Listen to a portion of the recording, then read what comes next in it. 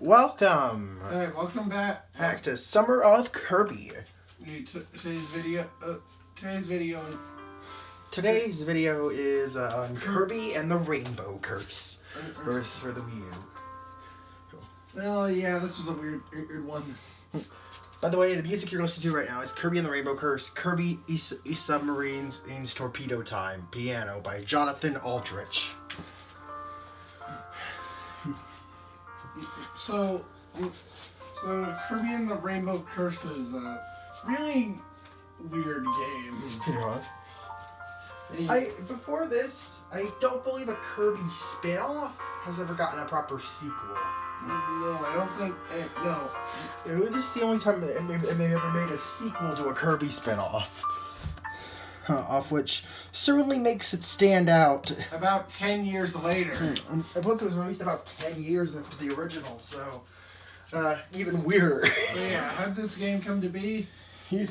Well, when they first saw the Wii U gamepad, developers realized they could incorporate an asymmetric multiplayer into the new Kirby game, and decided that while Wii Remote players had a more traditional and jumping platformer experience, the game that would draw footholds. They decided to use the same line drawing gameplay from Kirby Canvas Curse. The Wii U game it was polymer clay art style, and was chosen to create a more three-dimensional version of the DS. This game is painterly style. The frame rate and the animation was kept at most of the game would look like it was very quick animation. And one of these were chosen as the multiplayer characters because the developers felt that get this. Yeah. Anime entertained deities were not suited, not as well suited to protect Kirby. Fair enough. The game released on January 22nd, 2015 in Japan, February 20th, 2015 in North America, May 7th, 2015 in France, May 8th in PAL in Europe, / European areas, as May 8th, 2015. And on May 9th, 2015, the game came out in Australia. The game was, well, look at this for the reception. Oof. The game was given above average reviews. It was for the most part. I don't know what Giant Bomb had against the game. And as for sales, Just tell me. 1 month after its release in Japan, and Kirby and the Rainbow Curse had sold 58,000 units, with 83,000 copies sold by the end of June 2015. Oof. Yep. And also the game's called Kirby Super. Kirby. Okay. Okay, what? Kirby and the Rainbow Paintbrush in Europe, and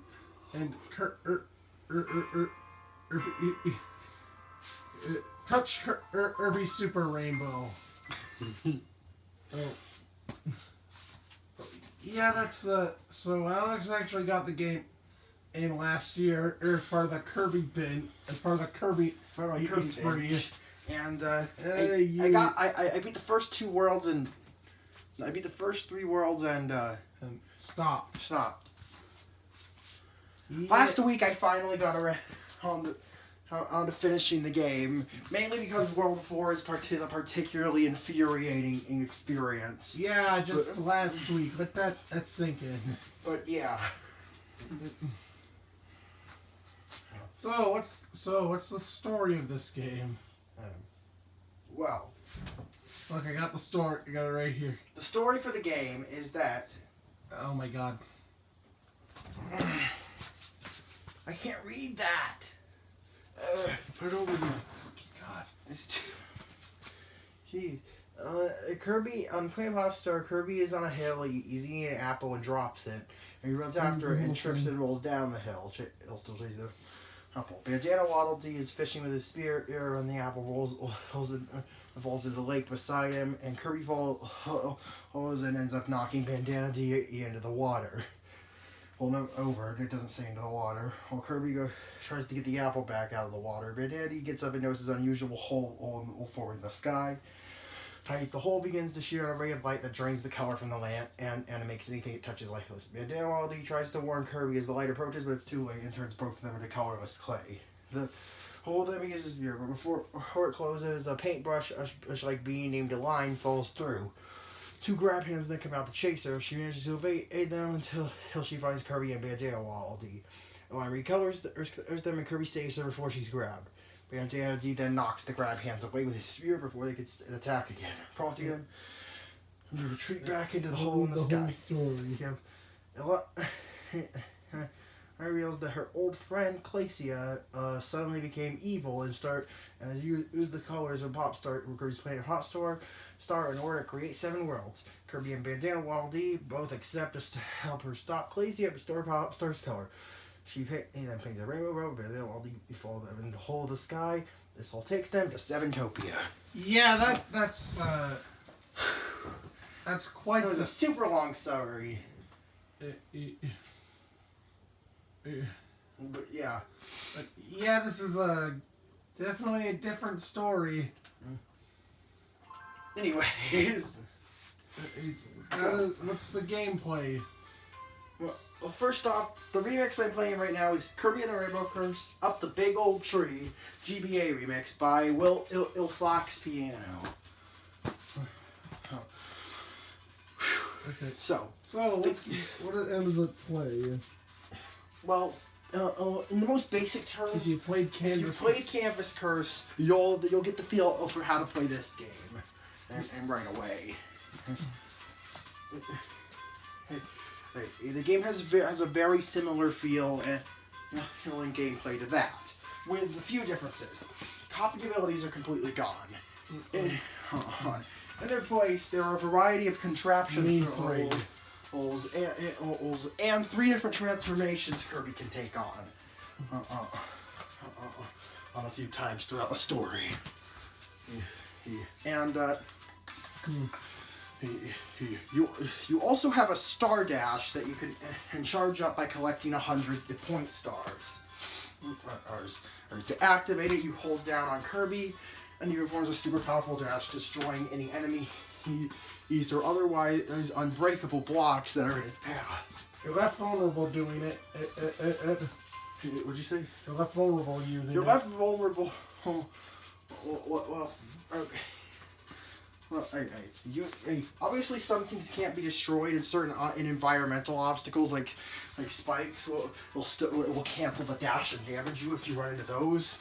And you move pretty fast, so you got to be careful and ready to use your rainbow rope to maneuver Kirby. Yeah, I can't tell you how many times I've accidentally star dashed into a pit because I wasn't prepared. So yeah, maybe don't do that. Either way, and see that about covers our bases. This is the gameplay. Yeah. Yeah, I guess we never touched on. Yeah, Alex. Yeah, if you're wondering about multiplayer, we never touched it. Yeah, sorry. Yeah. I might have Noah help me out on the multiplayer or to finish up the last few challenges in the game. But yes, I still technically own 100% of the game, but I plan on getting to that soon. We'll get to what he's talking about. Yeah, we'll get to that. Either way, let's go on to the main course. The overview for the game. Right now you're listening into Notissimo 2, who Infiltrate the Junk Factory, Kirby and the Rainbow Curse by Super Nintendo Game Boy. There's probably people that have different people with that name, so this particular person has a villager icon.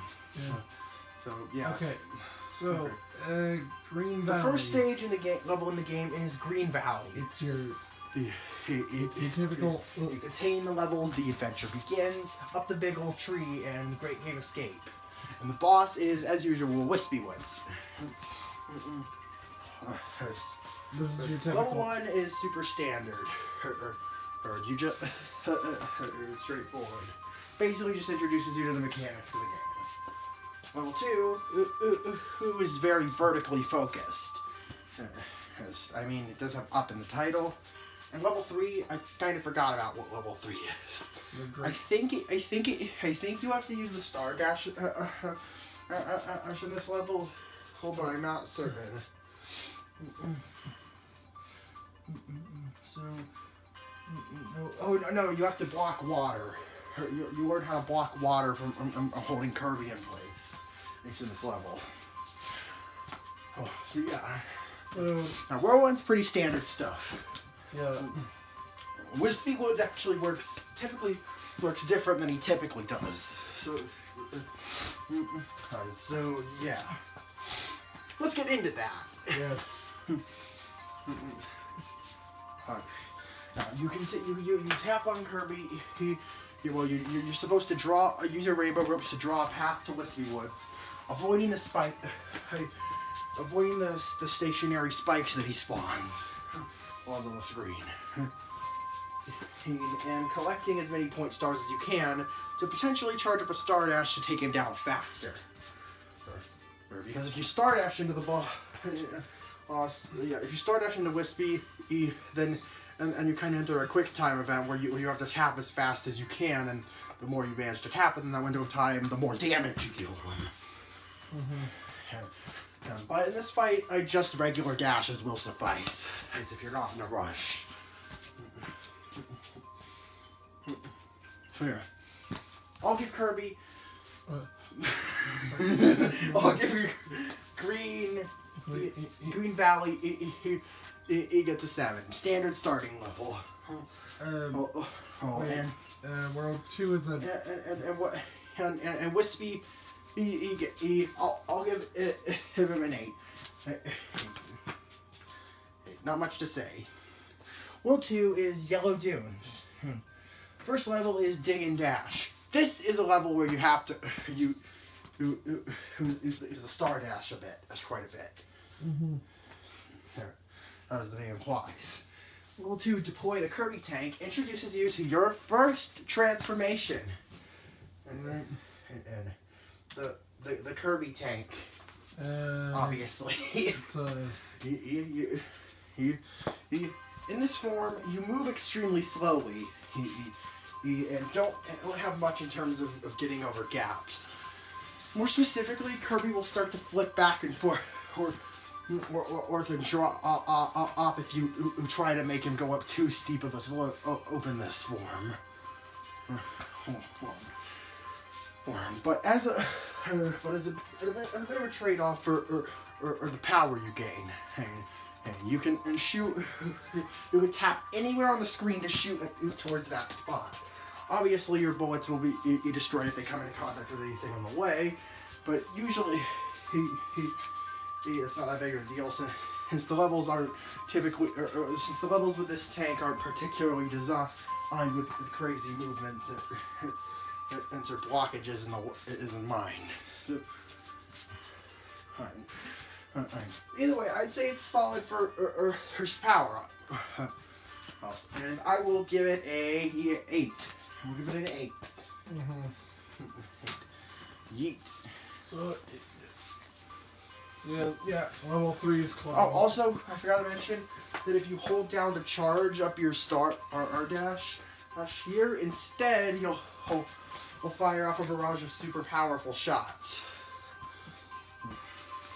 Which, depending on how long you hold, the shot will be stronger.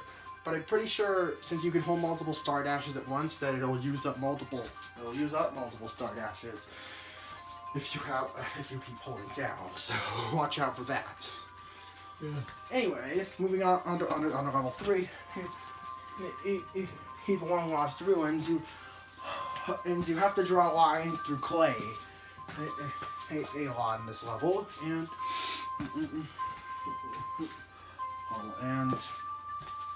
yeah, you draw lines in clay to drop up to drop those metal slammy guys. You know, they were in Mass Attack too. Yeah.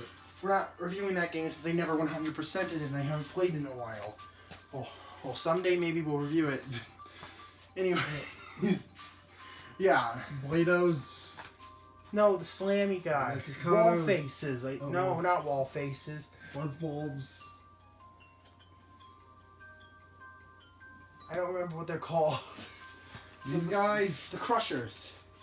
No, the Crushers. Well, there's these guys that usually crush you. I don't remember what their names are. No, just don't bother. Fuck. I think they're wall faces. No, those are the switches you hit. Whatever, it doesn't matter. The boss here is Hoop Lagoon.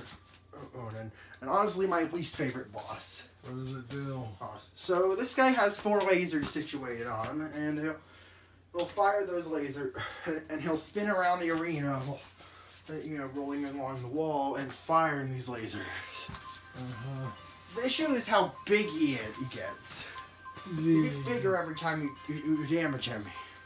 You see, he has 4 plates covering his body, and to destroy each plate, you have to repeatedly dash into it or star dash once.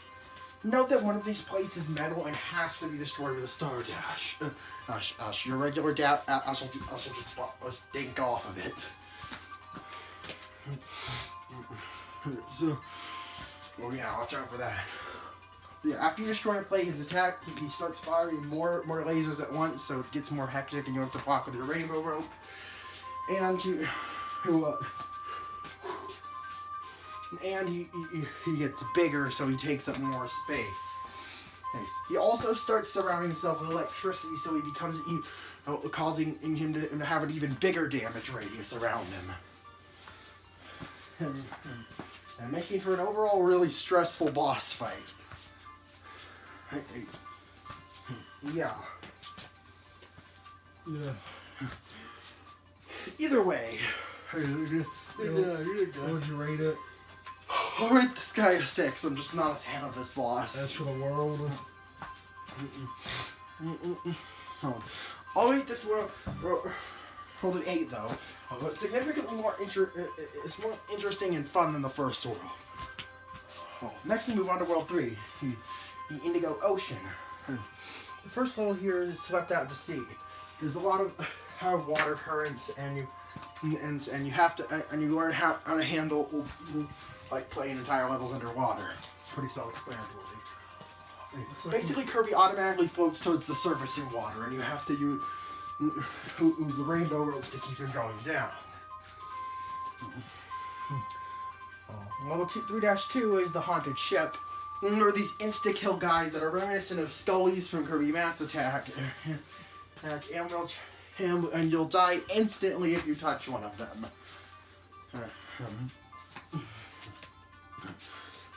3-3 introduces you to your second transformation, the Kirby Submarine. Kirby Submarine's Torpedo Time.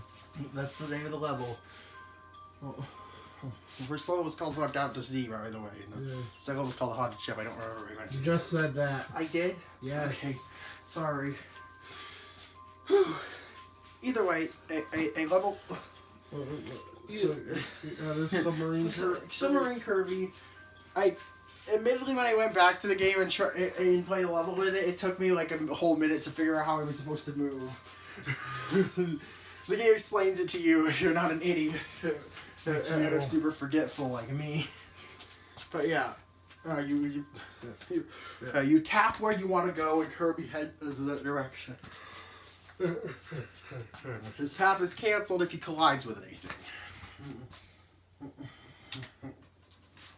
You may be wondering how you attack.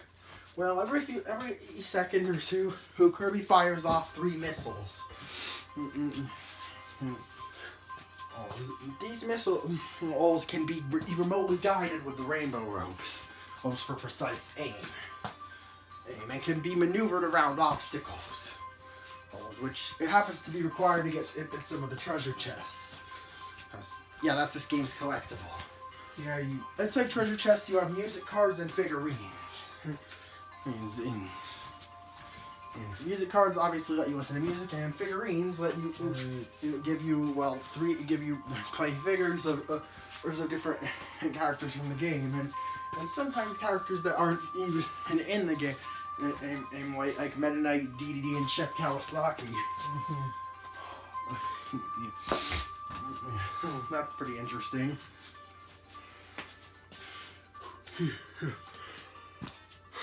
So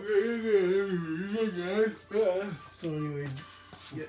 Anyway, The boss here is. There's the boss here is the Klaken. You get it? So, yeah, I'm pretty sure that's a pretty easy pun to get. So, yeah. You fight this guy by you fight this guy. You see this guy sticks out his tentacles, almost from the walls or the floor or the ceiling, and they're tipped with spikes. But the arm connected to the tip of the tentacle isn't, and you gotta dash into that part, to damage him. After you've damaged enough of his tentacles, or whacked his tootsies enough, as the blooper from 1,000 Year Door would say, then he comes to the front, and he'll go to a side of the arena and start angling in his hat tip at you, and when he stops, that means he's about to dash until he hits a wall. Sometimes he'll reverse direction, and he reverses direction once, I believe, and then he gets stunned on the next collision, and his weak point is revealed on his underside, which you have to hit to damage him in the second phase. Yeah. In this phase, you can also star dash into him and then rapidly tap, similar to the fight with Wispy Woods. So yeah.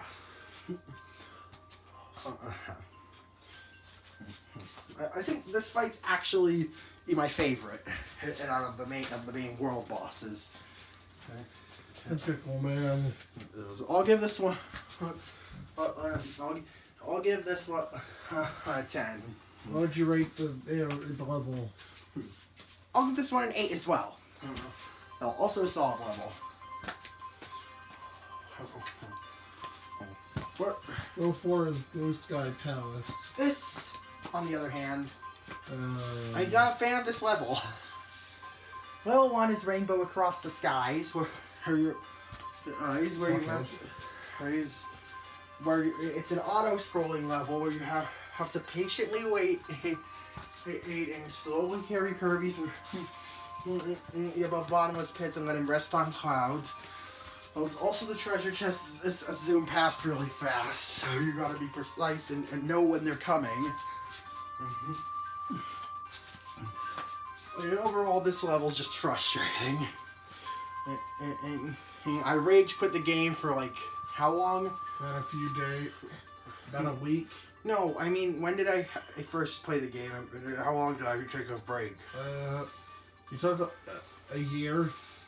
I rage quit the game for a year because of this level. Yeah. So, 4-2. 4-2, the Wild Red Yonder, or isn't as bad, though. No, you have the Bastron or whatever it's called, all fires at you, and there's this giant ship with a bird thing mouth. I don't know how to describe it. It fires cannonballs at you. In certain cases, you can direct where the cannonballs shoot at, and you have to guide them to breakable blocks that get collectibles. So, nowhere near as frustrating as the last level. But again, it's another auto scroller. I don't know why this world seems to have a fetish for those. But yeah. 4-3. Next level, 4-3. He is called Kirby Rocket's Big Blast Off. Kirby's other ability. That's the 3. No, the last of Kirby's abilities, the rocket. This one, Kirby automatically goes in whatever direction he's facing, with no stopping, unless he hits an obstacle or hits a wall, in which case he bounces off, he reflects off of it. And, well, the manner you probably expect a bouncy projectile to bounce off a wall. Like imagine light on a mirror in certain video game puzzles. That kind of reflection angle. Yeah.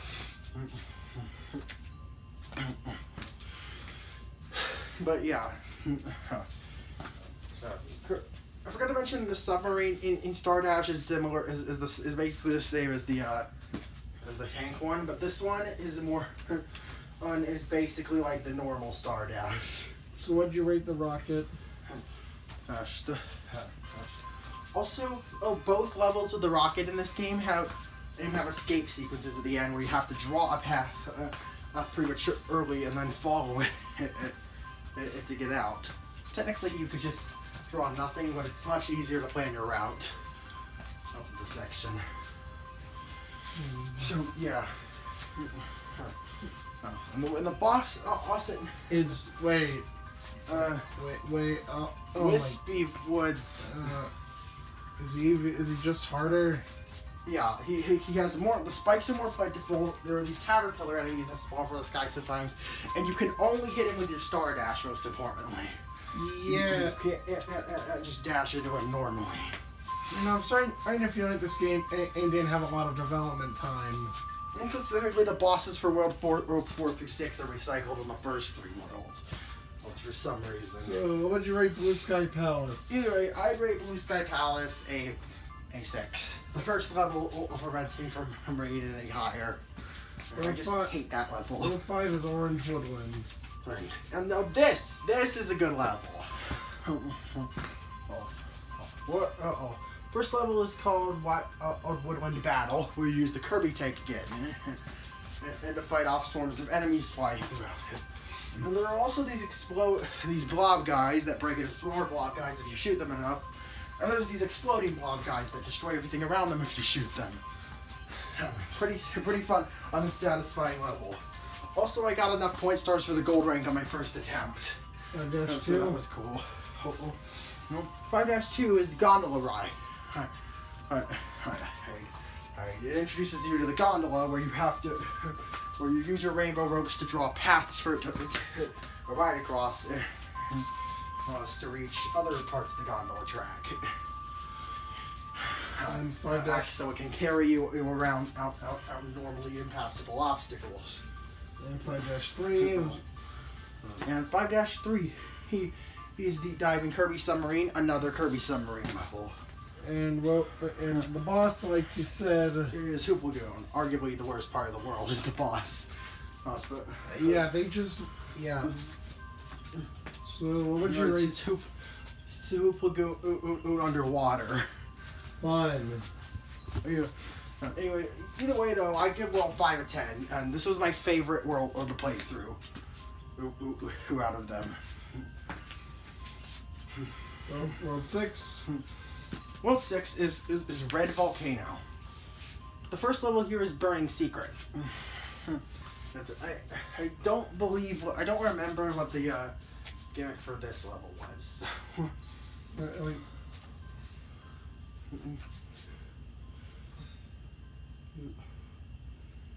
So what is it? Oh, basically, if you go to similarly, if you go to see, there's a ton of places in the level where point stars will appear if you go to seemingly empty spots. It's literally the level gets its name. Other than that, yeah, it's a pretty standard level. Next level. Back to the battle. Back to the battleship.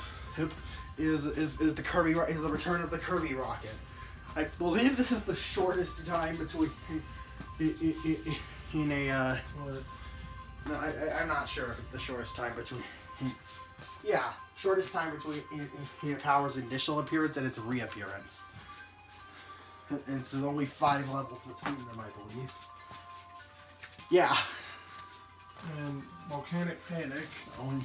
Only 4 levels between them, yeah. So 6-3. Yeah, same, just go through it. There's an escape sequence at the end. Next level is Volcanic Panic. It's a vertical auto scroller. This one's actually, I like this one more than the one in World 4 though, since you can go, since you're not locked from going any further. Or technically you could get super far ahead of the lava if you're fast enough. You're not, of which I like being able to go at my own pace. And the boss is in the Klaken Sea of Fire. Yep, you rematch the Klaken. Only only you're not underwater. And I'm pretty sure there are lava pits on the side of the screen, which don't really affect anything in my opinion.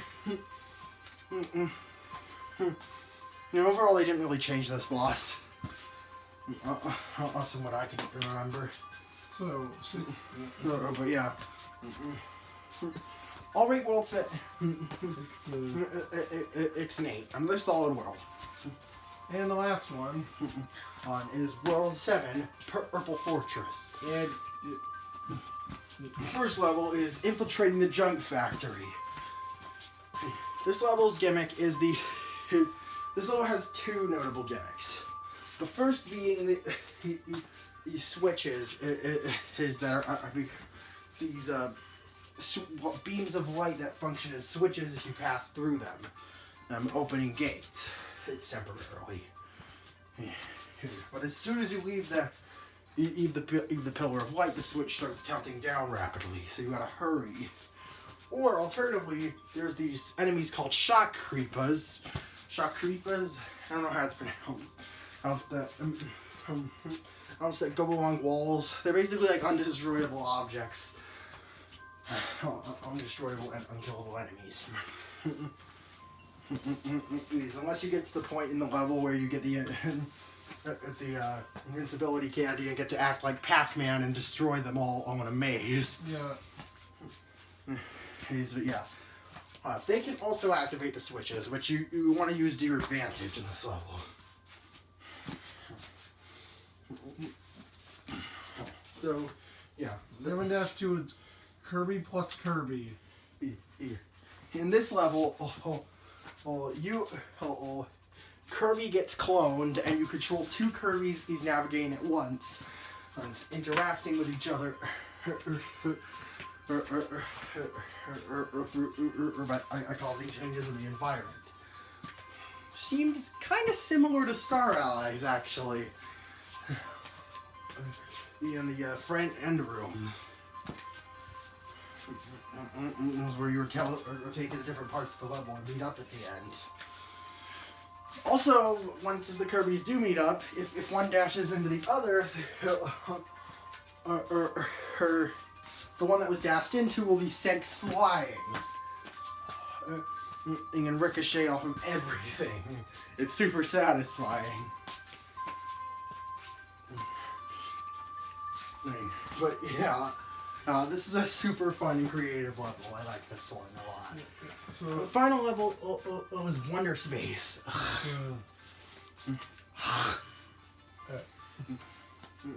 This level's gimmick is these guys that eat Kirby and spin him out of their weird plant butthole thing. That's the best way you can describe it. That's the best way I can describe it. Basically, you gotta either avoid them or use them and have them and launch you out of their cannon buttholes through obstacles. Cannon buttholes. Well, how else am I supposed to describe them? True. And they're just super weird. But yeah.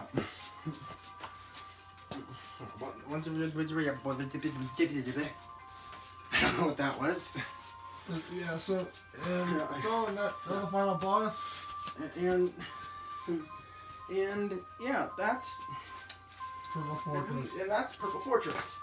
We're gonna rate the final boss after this, but first I'm going to rate Purple Fortress, which I also give a 10. This is a really great final world. It plays just like any other world, but there's a lot of unique and fun challenges in this one. Overall, in terms of level design, I'd say this game really hit it on the head, hit the nail on the head. Except for 4-1. 4-1, I'd rather never play that level again. Yeah, definitely better than the mixed bag. Definitely better than the mixed bag egg canvas curse had. Overall, the level design definitely improved from Canvas Curse. At least there's no collapsed castle. Yeah. Either way, now that we're done with that, let's move on to the bonus content. Alright, yeah. So, well, the song we're playing right now is Kirby Rocket's Big Blast Off, Kirby and the Rainbow Curse rock cover by Christian Richardson. So, what do you mean by what extra content does the game have?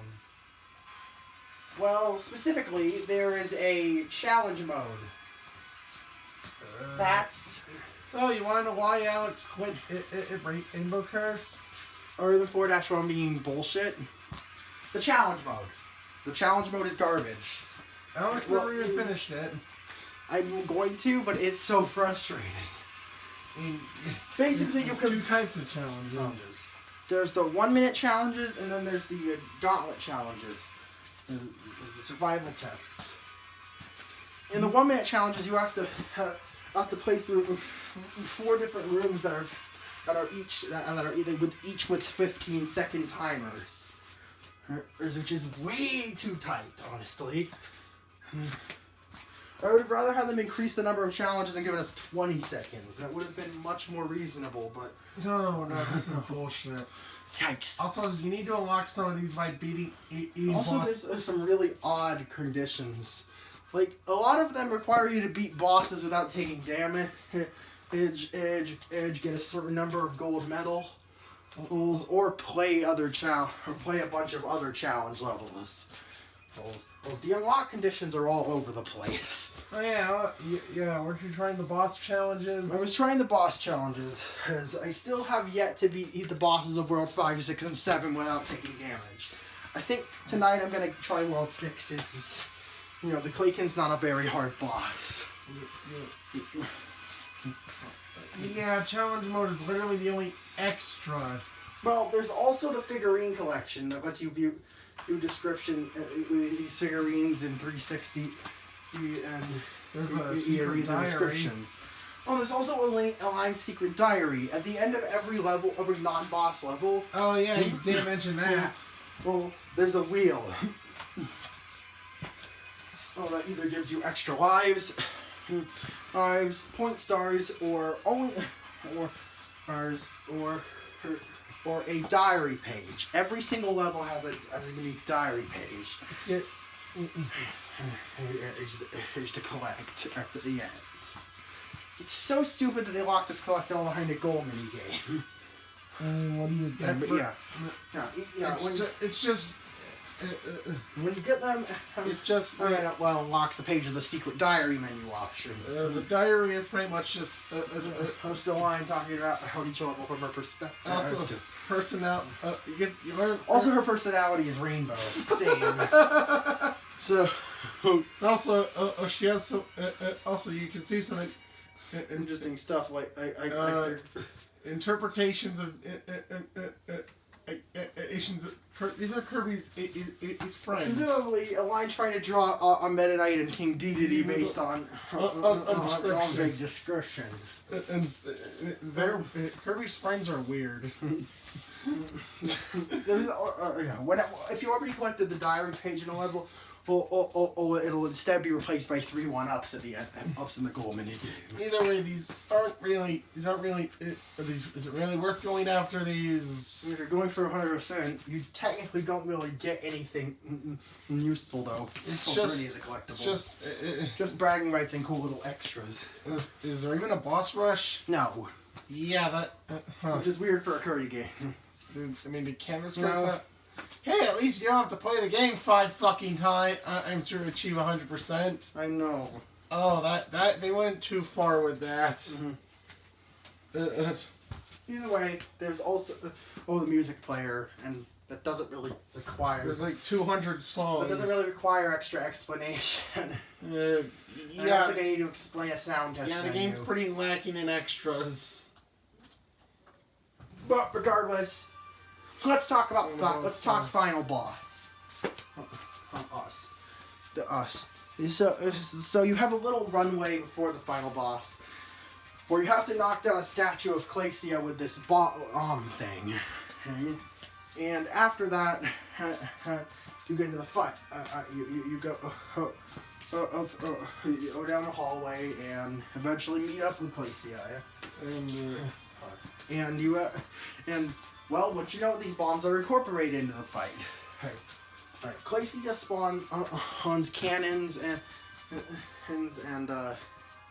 something else. Bombs. It spawns cannons that shoot out bubbles with bombs or point stars in them. I know she has another attack that causes you to get stuck in this undrawable area. Yeah.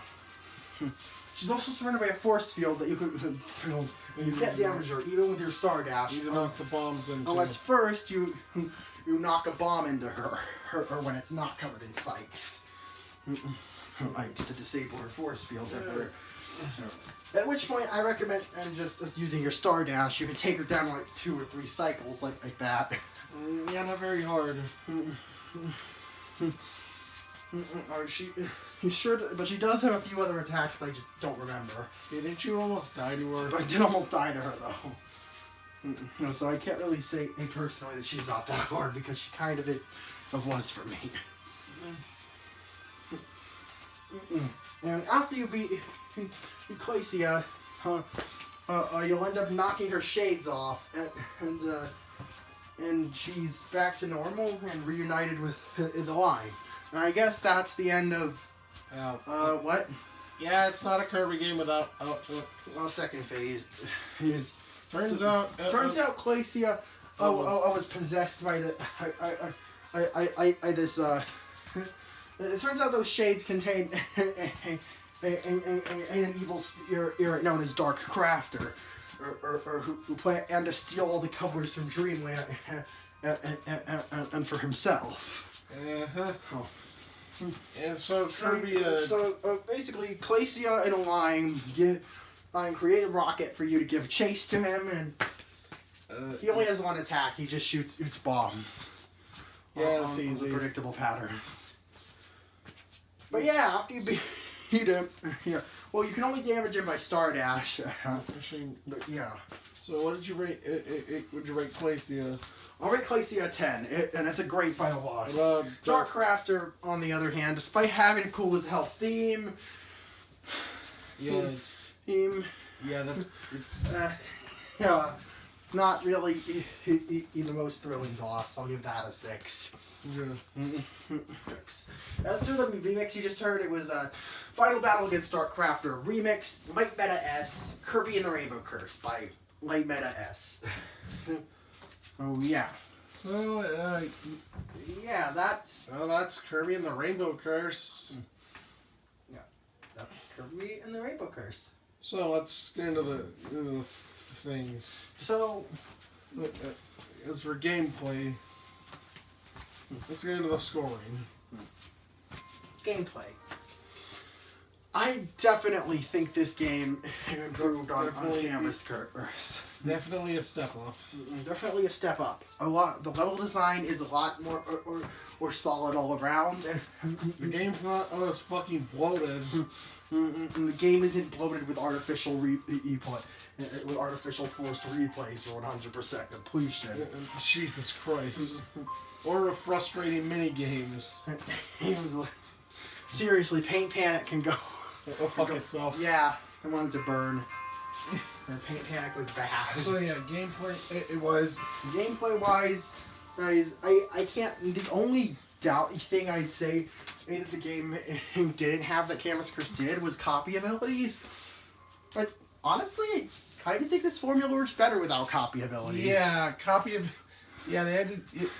Especially with the whole losing them instantly and not being able to recollect them. Yeah, that was bad. That was really frustrating. Also, by the way, you're listening to the same song you listened to in the intro, which was Kirby and the Rainbow Curse, Kirby Submarines, Torpedo Time, Piano by Jonathan Aldrich. So, oh yeah. Yeah, I'd much rather take this system over. I would much rather take this system over what we got in Canvas Curse. It is a huge step up. Oh, and in turn, yeah. So gameplay A rating. Gameplay rating is absolutely a 10. This game is a blast. No, that's for music. Music. This game's soundtrack is incredible. Even if 90% of the songs use the same leitmotif. And the same remixes of older songs. One of the remixes is the older songs that you can unlock in the sound test menu too. Did I mention this game has over 100 tracks in the sound test menu? Yeah. I think it might be over 200. I don't remember correctly. Don't quote me on that. I think nearly 200 tracks. There's a lot of music in the sound test. As I know, the tracks aren't loaded with sound effects either. You mean like Amazing Mirror? Yeah. Amazing Mirror sound test. So music gets Music absolutely it gets a 10. No questions asked. So, what's your verdict on the game? Well, other than the very small handful of rough spots that I can easily overlook. Yeah, compared to the challenge mode. Challenge mode is completely optional. Oh, it's my own OCD that kind of forces me to do it. And one unfrustrating level doesn't break the experience. I mean, compare this. I mean, we gave Canvas Curse an 8. Honestly, this game is far above Canvas Curse. Yeah. Definitely 10 material there. That covers July. We're out of spin-off territory. That covers July. Yeah, that covers all of July's content in the month in the summer of Kirby, and also the last spin-off in the marathon. Yeah, we only had these 2 games. It was kind of as filler, I guess. We didn't really know what to cover those days. So yeah. But regardless, we'll see you next time on August 10th. And Kirby's Dream Land 3. Kirby's Dream Land 3. The ending of the trilogy. Until then, I'm Nosrine. And I'm Amaray. And bonjour, my wonderful viewers. See you in the next video. Yeet.